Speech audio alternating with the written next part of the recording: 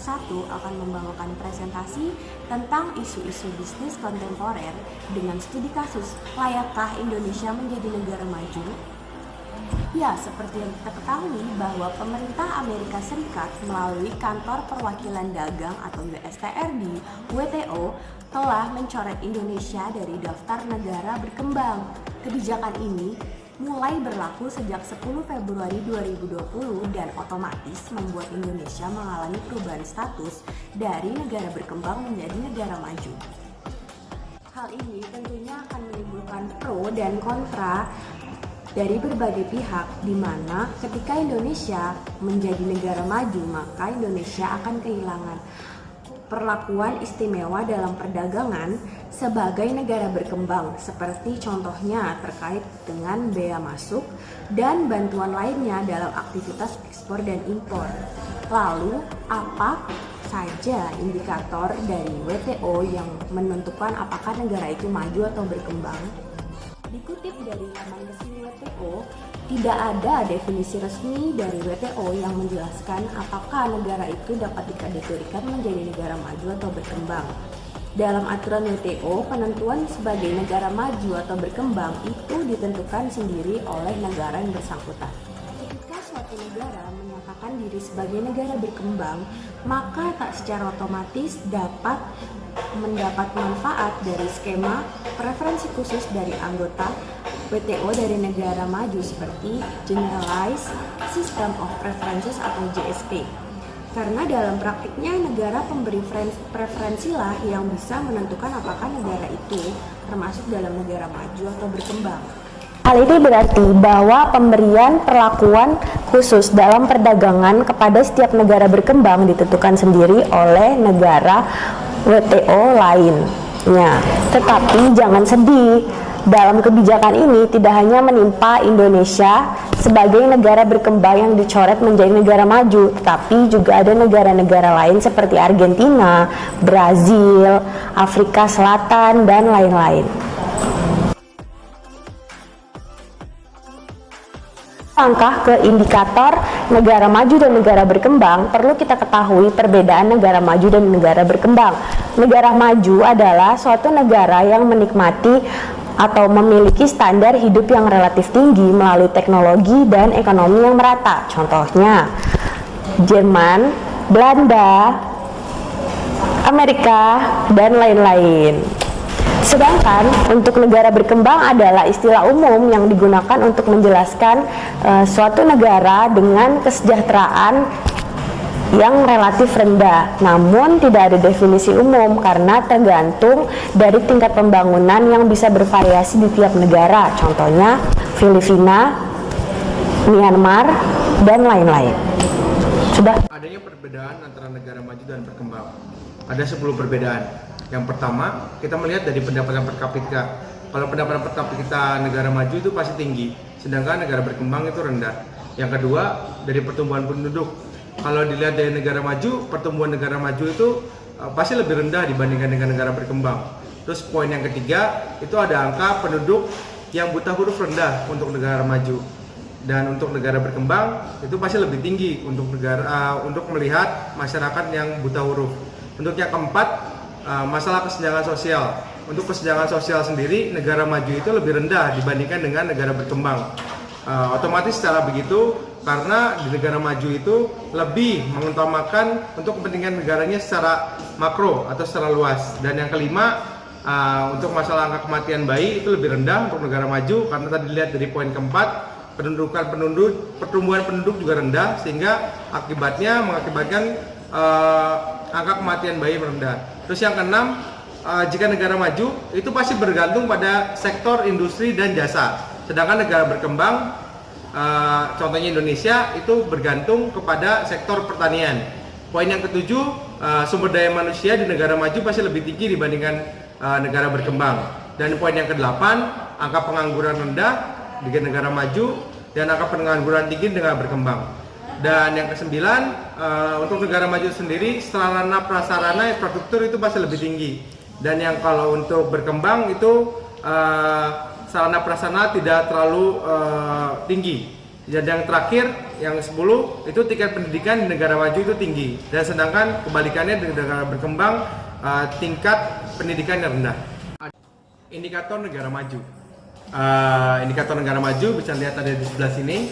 Jadi ada banyak sebenarnya indikator negara maju, tapi kita kerututkan menjadi 10 poin. Yang pertama itu negara maju itu pertumbuhan penduduk itu kurang dari 1% di setiap tahunnya. Terus yang kedua, penduduk sebagian besar tinggal di wilayah perkotaan. Dan yang ketiga, komposisi penduduknya stasioner. Yang keempat, sebagian besar penduduknya sudah tamat SLTA atau SMA. Yang kelima, angka kematian bayi kurang dari 35 jiwa di tiap 1000 penduduk. Yang keenam, kepadatan per kapita penduduk lebih dari $770 Amerika.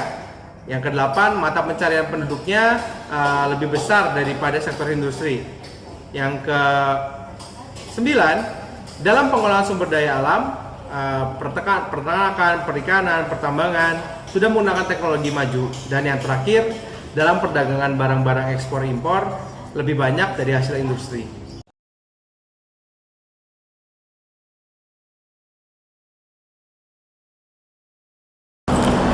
Kenapa Indonesia dijadikan negara maju oleh Amerika Serikat melalui USTR? Kita lihat dari grafik di samping bahwa ekspor Indonesia ke Amerika dari tahun ke tahun meningkat, sedangkan impor dari Indonesia selalu lebih sedikit. Itu yang menjadi Indonesia menjadi adanya surplus perdagangan antara Indonesia dan Amerika Serikat. Tetapi jika kita lihat dari sisi sebaliknya, yaitu Amerika Serikat, maka benar Amerika Serikat mengalami defisit yang cukup besar karena Indonesia.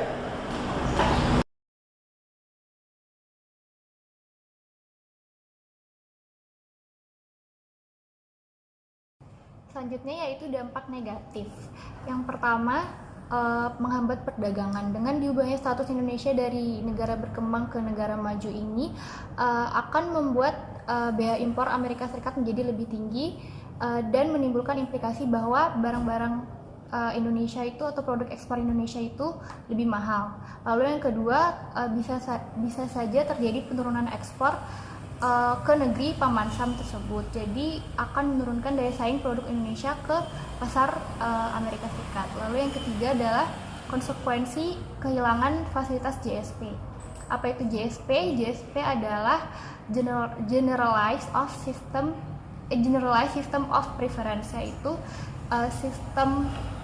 sistem tarif preferensial yang memberikan pengurangan terhadap tarif pada berbagai produk. Jadi GSP ini bisa disebut sebagai fasilitas atau keistimewaan yang diberikan oleh negara maju kepada negara berkembang sebagai bentuk bantuan. Jadi kalau misalkan Indonesia berubah jadi negara maju, maka Indonesia dianggap sudah tidak lagi memerlukan fasilitas GSP ini. Lalu yang terakhir adalah Indonesia bisa saja kehilangan kemudahan atau fasilitas soft loans, pinjaman luar negeri, technical assistance dari negara maju, sampai perlakuan dari dunia usaha yang berbeda.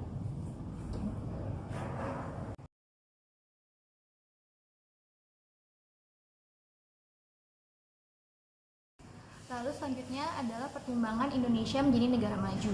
Apakah Indonesia layak menjadi negara maju? Yang pertama kita lihat dari kontribusi sektoral terhadap PDB. Jadi di sini sudah ada grafik kontribusi sektor industri untuk GDP. Jadi di sini terlihat kalau kontribusi industri itu hanya sekitar 19,82%. Sedangkan untuk standar negara maju sendiri itu kontribusi sektor industri haruslah minimal 30%. Jadi di sini Indonesia sebenarnya belum cukup untuk dikatakan sebagai negara maju.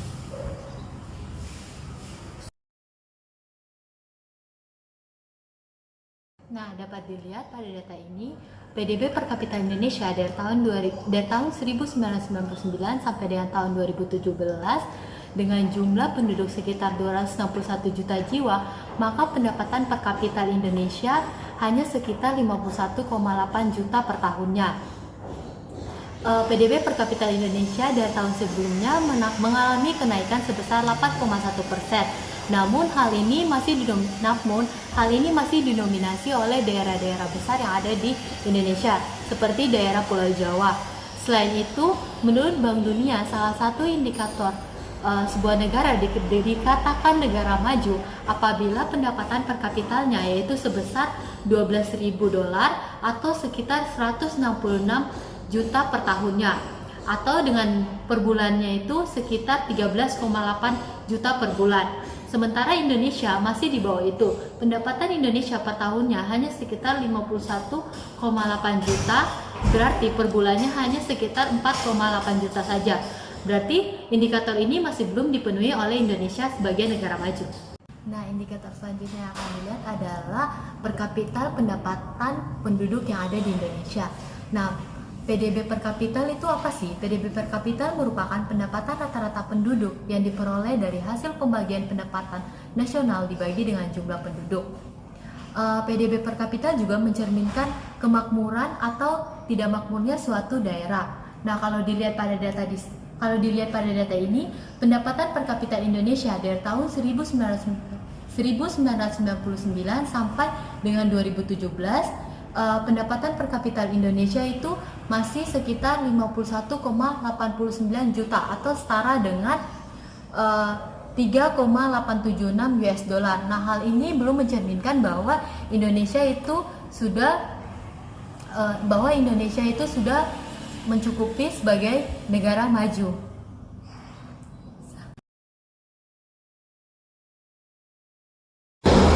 Ada 3 kesimpulan dari kasus ini. Yang pertama, Amerika menjadikan Indonesia sebagai negara maju karena diduga adanya proteksionisme perdagangan, di mana neraca perdagangan Amerika dan Indonesia itu mengalami defisit, sehingga Amerika melakukan hal ini untuk memperbaiki kembali neraca perdagangannya yang defisit.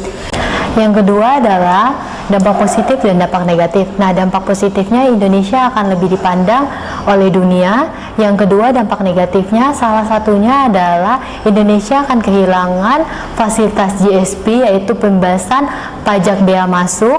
Nah, yang ketiga adalah Indonesia tidak memenuhi indikator sebagai negara maju, seperti yang tadi sudah dikatakan sebelumnya bahwa PDB Indonesia masih sangat rendah. Yang ketiga adalah Indonesia belum memenuhi indikator-indikator sebagai negara maju. Seperti yang tadi sudah dibahas, yang pertama sektor industri terhadap PDB itu masih sangat rendah, yaitu di bawah 20%. Yang kedua, pendapatan per kapita Indonesia itu masih sekitar 51,8 juta per tahun, dan itu juga menurut Bank Dunia masih rendah karena rata-rata negara maju itu memiliki pendapatan per kapitalnya per tahun itu sekitar $12.000 atau setara dengan 166 juta rupiah.